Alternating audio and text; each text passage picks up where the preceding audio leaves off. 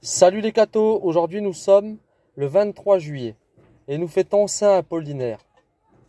Saint Apollinaire vint d'Antioche à Rome avec Saint Pierre, fut ordonné évêque par le prince des apôtres et envoyé par lui à Ravenne pour y prêcher la foi. Sa première œuvre, en arrivant dans cette ville, fut de rendre la vue au fils d'un soldat auquel il avait demandé l'hospitalité. Quelques jours après, il guérit la femme d'un tribun, atteinte d'une maladie incurable. C'en fut assez pour provoquer la conversion d'un grand nombre de personnes. Et bientôt, il se forma dans la ville une chrétienté florissante. Traduit devant le gouverneur païen, il prêche Jésus-Christ, méprise l'idole de Jupiter et se voit chassé de la ville par la fureur du peuple qui le laisse à demi-mort.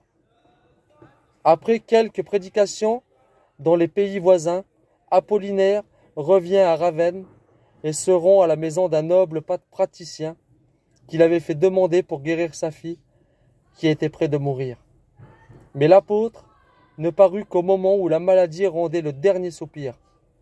Arrivé près du lit funèbre, le saint adresse à Dieu une fervente prière. « Au nom du Christ, jeune fille, lève-toi, dit-il, et confesse qu'il n'y a pas d'autre Dieu que lui. » La jeune fille se lève aussitôt, pleine de vie, et s'écrie « Oui, le Dieu d'Apollinaire est le vrai Dieu. » À la suite de ce nouveau prodige, 300 païens se convertirent et reçurent le baptême à l'exemple de la jeune fille et de son heureux père. Mais leur succès croissant du christianisme à Ravenne soulevèrent bientôt de nouvelles persécutions contre l'apôtre de Jésus-Christ. Il dut subir un nouvel interrogatoire qui ne servit qu'à faire briller son courage et à lui donner occasion d'expliquer les mystères de notre foi. Apollinaire eut à subir les plus affreux chevalets, l'huile bouillante, puis les horreurs de la faim, dans une infecte prison.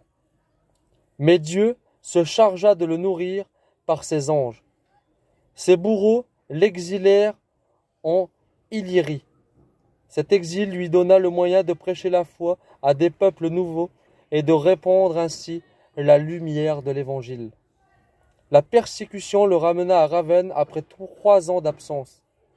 Ce fut la dernière période de sa vie. Saisi presque aussitôt après son débarquement, il étonne ses persécuteurs en faisant crouler d'un mot de prière le temple d'Apollon. Il rend la vue au fils de son juge en lui disant « Au nom de Jésus-Christ, ouvre tes yeux et vois. » Une multitude de païens se convertissent à la foi, mais la rage des endurcis ne fait que s'accroître, et bientôt Apollinaire couronne sa vie par un glorieux martyre. Que Dieu vous bénisse, et à plus les cathos!